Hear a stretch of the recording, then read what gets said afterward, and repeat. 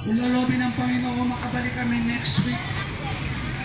Subalit, ang alam ko po ang Panginoon, papadala kami kung saan kailangan maligtas yung mga taga-roon. Kaya po mga kapatid, kayong mga naririto, ang nais ng Diyos ay maligtas kayong lahat. Ang nais ng Diyos wala sa atin ang mapunta lahat sa impyerno.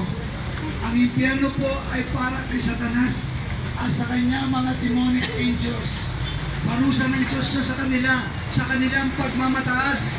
Subalit nakakalungkot, may mga tao na napupunta doon dahil sa ating pagmamataas din sa Diyos. Mga kapatid, marami na pong naligtas dahil nagpakumbaba sa Diyos.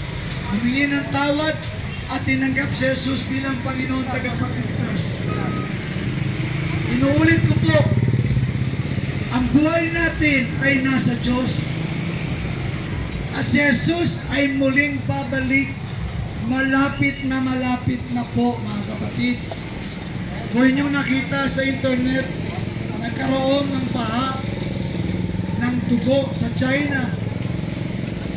Iyan po isa naman sa pangapalatandaan na si Jesus ay muling babalik. Mga kapatid, si Jesus ay muling babalik. Dalawang bahagi po yun. Una, yung tinatawag na rapture of the church. Kukunin ng Diyos yung mga nagsisi sa kasalanan at sumampalataya sa Kanya at maglalaho sila dito sa lupa. Maiiwan lang yung kanilang mga kasuotan. At papalitan ng Diyos ang kanilang katawan ng katawang panglangit. Sapagkat yung katawan natin ito ay panglupa, hindi ito pwede sa langit. Kaya papaguhin tayo ng Diyos. At kasama yung mga batang inosente.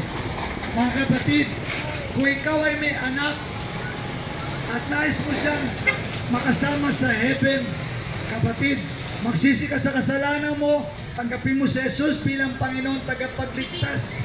Yun lang ang paraan para makasama ka sa rapture. At ipamuhay mo ang salita ng Diyos at ihanda mo sarili mo sa pagbabalik ni Jesus. Sa pagbabalik ni Jesus, hindi na siya ipapanganak muli sa usapan. Sa pagbabalik ni Jesus, ang dala ni Jesus ay justisya, justice, sapagkat yung mercy ay natapos na. At ngayon, ang kanyang kahatulan ay bababa sa lupa.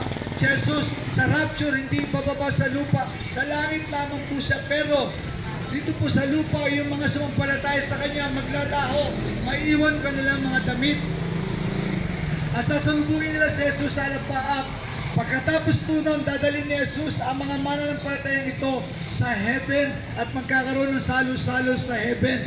At makakapili na nila si Jesus doon sa langit habang buhay. Samantalang dito sa lupa, ang judgment ng Diyos ay darating dito sa lupa. Ang lindol, ang tsunami, ang digmaan, ang kagutuman, at lahat na ng kasamaan ay mararanasan dito sa lupa. At darating ang Antikristo o yung tinatawag na 666. Totoo po yun at siya po ay buhay na. At marami po sa amin ay alam na kung sino siya. Ang sabi ng salita ng Diyos, pag siya ay nahayag na, ay darating na si Jesus. Mga kapatid, ito na yung pagkakataon mo. Kung di ka nakahingi ng tawad kanina, pag uwi mo sa bahay, pumunta ka sa kwarto, pikit mo yung mga mata, at magsisi ka sa mga kasalanan mo, at tanggapin mo si Jesus bilang Panginoon tagapagligtas. Amen. At baka sakali, ay iligtas ka pa ng Diyos. Marami po salamat sa inyo lahat, at sa lahat po ng tumanggap sa Panginoon, ang advice po namin sa inyo ay mag-pray madalas, basahin ang salita ng Diyos ng madalas, at humanap po kayo ng Christian churches. Christian churches po kung saan si Jesus ang pinapangaral. Meron po doon sa GMA, yung unmerited favor. Meron po doon sa Muntinlupa, it's all about Jesus. Dito po sa lugar ninyo, marami din po dito.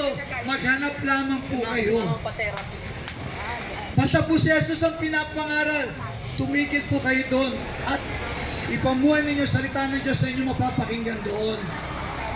At antayin natin sabay-sabay si Jesus. Mga kapatid, mahal po tayong lahat ng Panginoong Jesus. Namatay siya para sa atin, para tayo malitas. Nagbubo siya ng dugo para tayo mahugasan sa ating mga kasalanan. Maraming po salamat sa inyong oras. At ako'y sumasampalataya, kayo po ay pinagpala kung paano pinagpala din kami ni Pastor.